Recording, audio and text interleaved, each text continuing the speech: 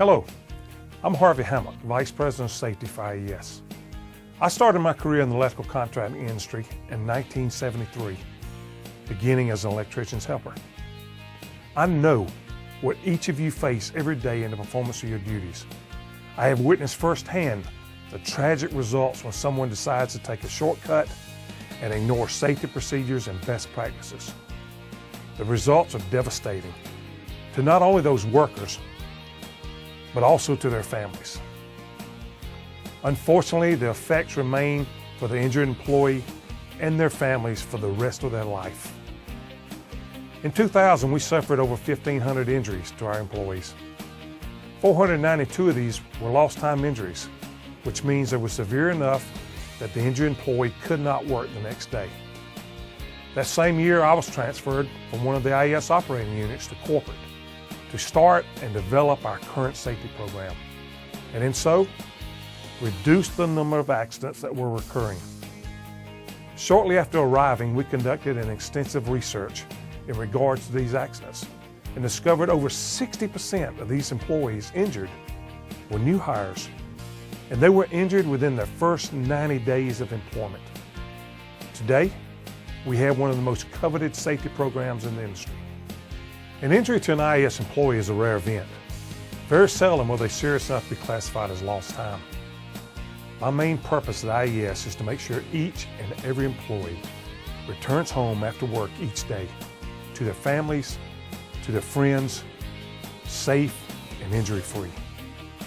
If you have any comments, suggestions, or ideas on how to improve the safety at IES, please feel free to send them to me. Work safe, require your coworkers to work safe, and welcome to our team.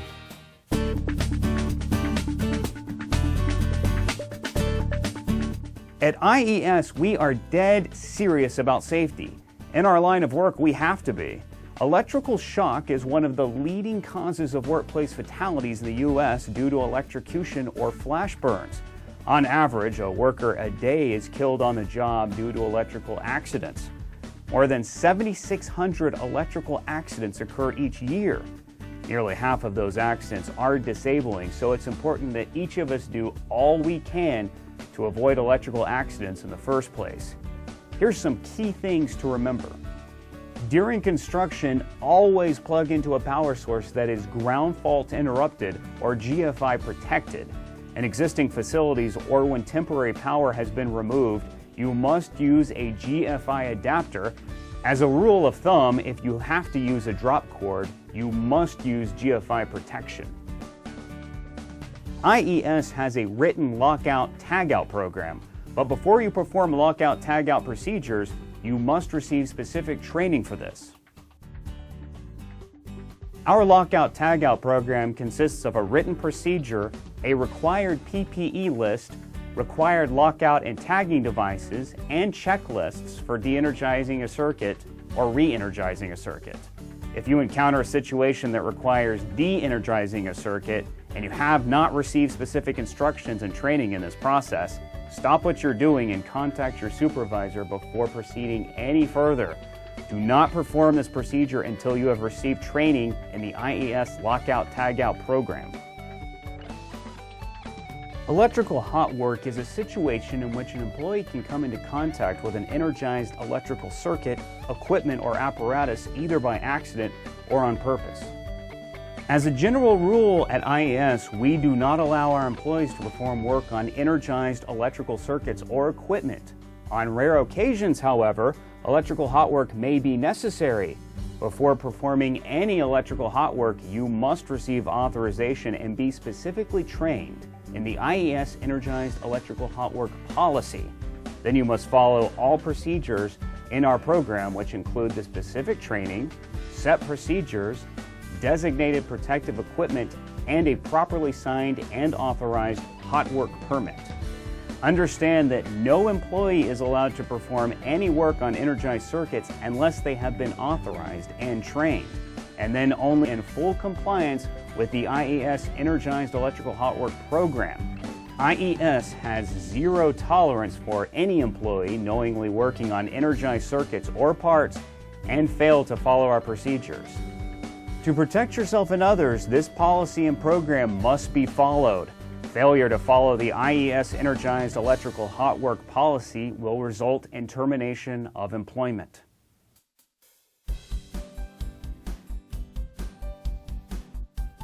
Personal protective equipment, or PPE, is a barrier between hazards and your body.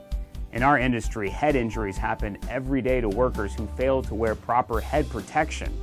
Hard hats can protect you from bumping your head, falling tools or materials striking you from above, objects being carried and swung overhead, and electrical shock and burns. Just as a turtle wouldn't last long without its shell, you won't escape injury without your hard hat. Hard hats are designed and constructed to resist blows and penetrations, while the headbands and straps absorb shock. All IES employees are required to wear an IES-provided hard hat when working on construction projects of any size. Also, it is IES policy that only approved safety-oriented stickers are allowed on your hard hat. Remember, if you take care of your hard hat, it will take care of you. No doubt, your eyes need protection too, which is why all employees on construction projects are required to wear safety glasses at all times. Make sure your eyewear protects against the greatest possible hazard level, such as safety spectacles or goggles with side protection.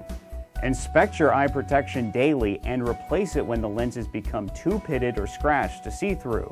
Use a lens defogging solution to prevent lenses from fogging up. If you have to drill overhead, then goggles or a face shield over safety glasses is required. As an electrician, your hands are vital in getting the job done. Before handling materials and equipment, check for sharp edges, splinters, temperatures, slickness, etc. Keep your hands away from machinery and moving parts. When using a knife, always cut away from your body and use it in a safe manner. Whether you're terminating wire or installing fixtures, proper gloves will protect your hands from hazards on the job. For the job at hand, always select the correct glove. Use rated and tested insulated rubber gloves when working on live or energized circuits. IES uses Dyneema gloves, which are cut-resistant and protect against rough surfaces, chips, and sparks. We also use leather or mechanic gloves for material handling, rough surfaces, or tasks such as pulling wire. Use chemical-resistant rubber gloves when liquid or powder chemicals are present. Understand that as a minimum, IES requires a hard hat, safety glasses, and safety-toed boots to be worn anytime an employee is working on a construction project. Each year, thousands of workers suffer back injuries ranging from minor sprains to permanent disabilities. Lower back pain is the leading cause of chronic pain in people under the age of 40. With proper lifting and bending techniques, most injuries can be prevented. IES safety policy requires daily morning stretch and flex exercises to help avoid these types of injuries. Back pain is the most common cause of work-related disability and the second leading cause of missed work days. Once a back strain occurs, it often returns. Back injuries often require extended bed rest and surgery in some cases. To keep your back healthy, follow these tips. Regular exercise strengthens back muscles and stomach muscles. Always sit and stand straight. Poor posture puts a strain on your back. Be realistic about what you can carry. Know your limits and ask for help. Avoid lifting manually whenever possible. Always test the weight first. If it's too heavy, use a dolly, forklift, hand truck, or ask another person to help you. Plan and prepare before you lift. Stretch and bend to loosen up your muscles. Choose the straightest path and clear any objects out of the way. If necessary, use a back brace. When you lift, use your legs, not your back. While carrying and unloading, avoid injury by carrying waist high, close to your body. Keep a good grip and make sure you can see where you're going. To change direction, move your feet. Never twist your back. Lower your load slowly with hips bent and stand up slowly. Only you can prevent yourself from becoming another back statistic.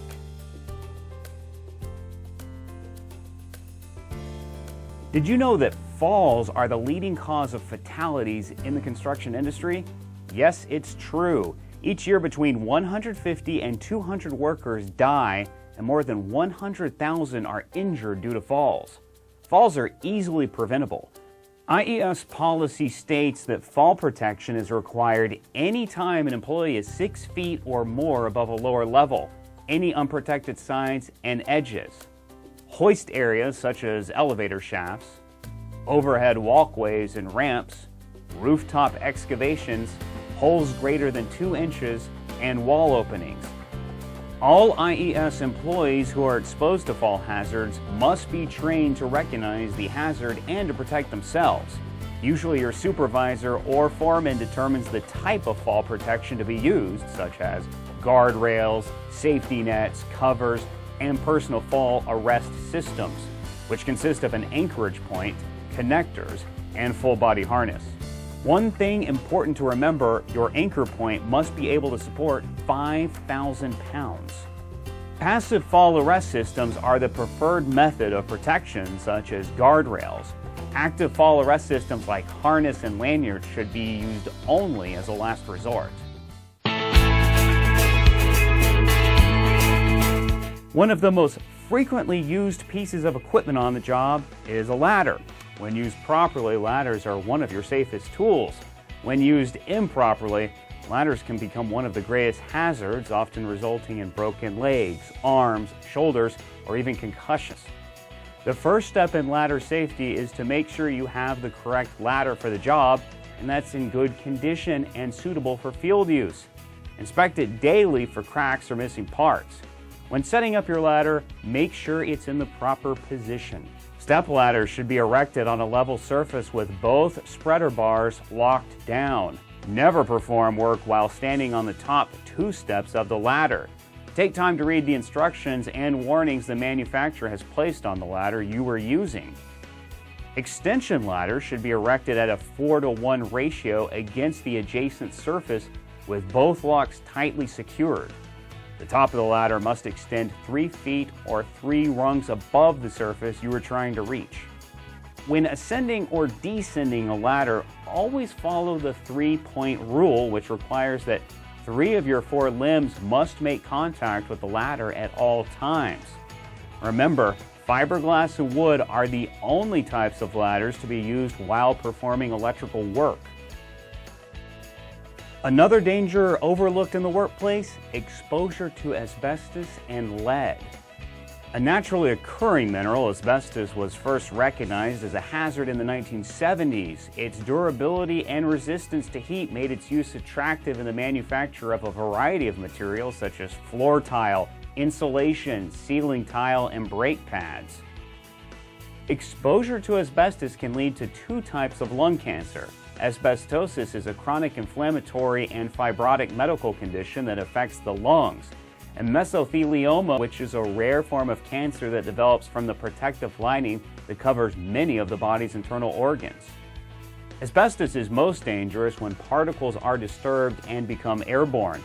First, you should know that IES does not perform work in areas where asbestos is directly located in such a manner that such disturbance of the asbestos would take place. A site survey must be provided by the facility owner that gives the exact location of the asbestos. The risk of exposure to asbestos can be minimized or eliminated altogether by following proper procedures for identifying and working in the vicinity of asbestos. All asbestos located in the surrounding work area must be properly enclosed or sealed to prevent release. If you encounter a suspicious material, halt work operations and consult your supervisor. Although asbestos exposure is minimal, never take unnecessary risks. Another element to avoid is lead. The dangers in working with lead were discovered more than 100 years ago. Despite this knowledge, lead was commonly used for electrical raceways between walls and floor levels up until the 1980s. Lead exposure in adults can lead to damage to the nervous system, high blood pressure, damage to the kidneys, and reproductive problems. IES policy states that we do not work in areas where lead exposure is possible. If you encounter a suspicious material, halt work operations and consult your supervisor. Sometimes you may be required to work in a confined space such as boilers, furnaces, pipelines, pits, process vessels, silos and storage tanks, sewer and manholes, excavations, and trenches. Before working in a confined space, you must receive specific training to help you be aware of the hazards associated with confined spaces and preventative measures to implement to ensure your safety. Some of the hazards include atmospheric hazards, which may be toxic gases that could be flammable or corrosive. It may be low or high oxygen levels, which may result in asphyxiation hazard. The physical configuration could be wet or slippery, uneven bottoms, narrow or poorly lit areas. Mechanical dangers such as paddles, blades, shafts, chain, or belt drives may exist. Electrical hazards could include broken lighting, sensing devices, limit switches, level devices, and the equipment you were using. Thermal dangers include burns, frostbite, and heat stress. Noise levels from mechanical equipment being used could pose hazards too. Engulfment or entrapment could occur due to liquids, granular products, flooding, or cave-ins. Due to the nature of some confined spaces, a permit may be required before work can take place. You need to be aware of the potential hazards of confined spaces and know how to control them. This includes conducting air quality tests to find acceptable entry conditions and wearing appropriate personal protective gear. You must also be aware of basic procedures for confined space entry. A rescue team must be readily available for all permit-required confined spaces. All persons involved in confined space work must be specifically trained and qualified. And finally, never rush into the confined spaces when a rescue appears necessary. Wait for the rescue team, or you could become a victim yourself. In fact, 60% of would-be rescuers become victims themselves. Another subject in the IES Safety Manual is a written hazard communications program. It's often called HAZCOM. It describes the methods to help inform you of both the hazards of non-routine tasks and the hazards associated with any chemicals contained in unlabeled pipes and containers. We'll also have information about warning labels and how to read and use material safety data sheets, or MSDS. There will be a chemical inventory list which contains the MSDS for all chemicals known to be present in the workplace. Another option is to have an 800 number posted to a vendor that provides MSDS information. The MSDS information includes the name of the product and chemicals, the effects of exposure, first aid procedures to be taken in case of contact, what personal protective equipment should be worn.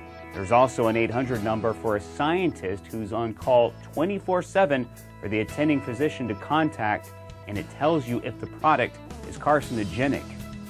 Before being assigned to a job site, you will receive training on how to read an MSDS and labeling to identify first aid procedures. In addition, you will be notified of the location of the HAZCOM manual for each job site. It's usually located in the office, the job box, or the supervisor's work truck. When you arrive to your job site, your project foreman should show you where it's located. You have the right to review it at any time.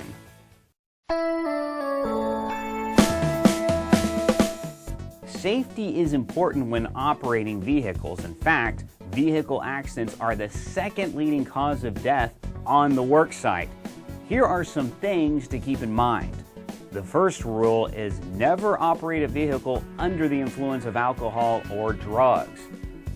To be safe, vehicles must be kept in proper condition. As the vehicle driver operator, it's your responsibility to inspect your vehicle. When operating your vehicle, observe these rules. Equip all materials that hang over the sides or extend beyond the tailgate with red flags. Before starting out, check to make sure that tailgates are closed and materials are properly secured. Tie wire is not an acceptable means of securing material in a truck. The maximum number of passengers allowed in a vehicle is the same as the number of seats equipped with safety belts. It is IES policy that all occupants must wear safety belts in company vehicles. Failure to do so could result in your loss of the privilege to operate a company vehicle. Remember, when you're on the road, drive defensively. The right-of-way is something to be given, not taken. And stay alert out there. Be aware of other drivers. Report any problems with a company vehicle to your supervisor immediately. Treat your vehicle with care and respect. Any abuse of company vehicles could result in your termination. No matter how much we work at preventing accidents, sometimes they do occur. If one of our employees sustains an injury, we want to help obtain the best medical attention available as quickly as possible. If you're injured, you must report it to your project foreman immediately. Do not wait. Every job site is required to have a first aid kit. It can usually be found in the job office, the gang box, or in the supervisor's truck. When you arrive on the job, ask the supervisor where the first aid kit is located. Kits are required to be checked frequently for adequate supplies. Always respond quickly and correctly to any injury. On projects where emergency medical service is not available within 3 to 4 minutes, there will be at least one employee who is certified in first aid and CPR. You should know who this person is so you can contact them if an emergency situation arises. Here's a few first aid tips to follow. If you come in contact with chemicals, wash your hands for 15 minutes. For large cuts, apply direct pressure and raise your hand over your shoulder. Never apply a tourniquet. For small cuts, wash thoroughly with soap and water and cover with a sterile bandage. For small burns, soak in cold water and cover with a sterile bandage. For large blistered or charred burns, seek immediate medical attention. For broken bones, keep the broken limb still as possible and seek medical attention. In the event of amputation, put the amputated portion on ice and apply pressure to the wounded area and seek medical attention immediately. Job site accidents can lead to exposure to bloodborne pathogens. Bloodborne pathogens are microorganisms found in blood, body fluids, and organ tissue. These microorganisms can contain diseases such as hepatitis B, hepatitis C, and HIV, which can lead to AIDS. IES uses universal precaution, which means we treat all bodily fluids as if contaminated. Remember to always protect yourself when providing first aid or assistance following any injury. If you think you have been exposed to bodily fluids, please notify your supervisor. Assistance can be provided, including medical precautions. Due to the possible dangers, you must be specifically trained to clean up bloodborne pathogens. If you find blood or other bodily fluids on the job site, do not clean these up. Notify your supervisor so that it can be safely cleaned up and properly discarded by a trained individual. Obviously, there are many aspects of a job site injury and they can compound very quickly. That's why it's very important that you report all accidents to your supervisor immediately, whether it happens to you or someone else. This is required for compliance with state workers' compensation laws and the company's insurance policy. Failure to report an accident immediately could result in disciplinary action. If an accident is sustained, you will be required to take a drug screen test when you receive your medical treatment. After receiving treatment, return to your project and give the project foreman any paperwork the physician gives you so it can be forwarded to the region safety manager. IES safety policy allows us to accommodate you with a temporary light-duty assignment. Remember, we believe that 0 accidents are possible and that no one should be required to sacrifice their health or safety for the purpose of making a profit. To provide you with a chance to submit questions, Toolbox safety meetings are held weekly on every job site. Topics for the week will include subjects pertinent to your job. In the meeting, a safety topic is discussed. You're encouraged to participate in this discussion and to raise additional safety concerns. Before leaving the meeting, all individuals are required to sign the meeting attendance form. During your daily task huddle, safety issues that may arise on the job site that day should be included to ensure you're aware of the dangers on the job site so that you can safely complete your tasks for the day. If you have questions or concerns, these huddles are the best place to have them addressed. In this video, we have summarized some of the most common safety issues that you may encounter on the job, but it's only the beginning of your safety training. Safety training is for your benefit. Participate, provide feedback and experiences that your fellow employees can benefit from. If you're unsure or don't understand a safety procedure, don't hesitate to ask questions. At IES, we want each and every employee to return safely home from work each day, to live healthy lives and enjoy your families and the fruits of your labor. You deserve it. Remember, you are responsible for your safety as well as those employees that work with you each day. Our goal is 0 accidents. With your help, we can achieve it. Welcome to the IES team.